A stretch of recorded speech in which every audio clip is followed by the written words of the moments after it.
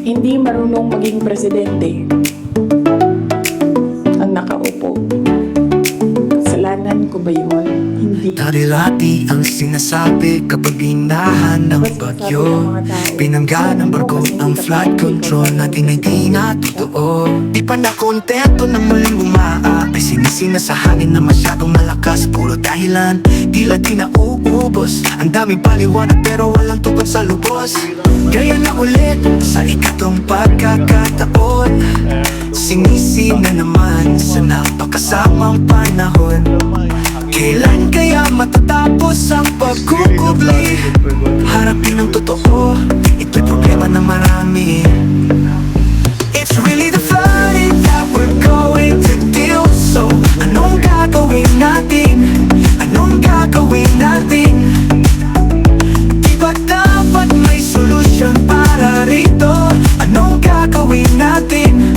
Anong gagawin natin? Paulit-ulit na lang bang ganito? Laging may dahilan, walang pagbabago. Sa tuwing uulan, natatakot na lahat. Paano ba natin ito maiiwasan ng tapat?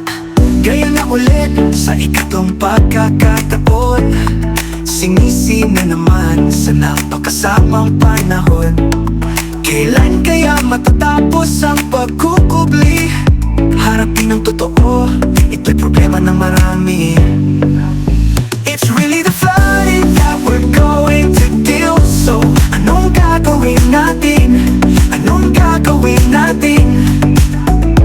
Di ba dapat may solusyon para rito?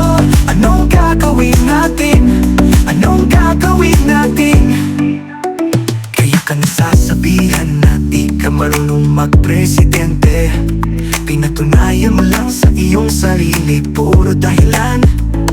Walang pagkilos na makabubuti, kaya't ang bayan naghihintay ng iyong pag-amin. It's really the flooding that we're going to deal. So, anong gagawin natin? Anong gagawin natin? Di ba dapat may solusyon para rito? Anong gagawin natin? Anong gagawin natin? Paulit-ulit na lang bang ganito? Hanggang kailan natin titiisin ito?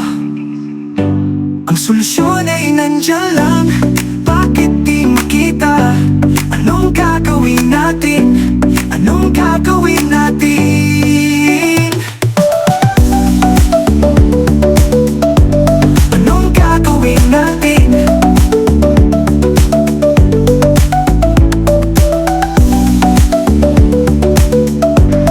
Anong gagawin natin?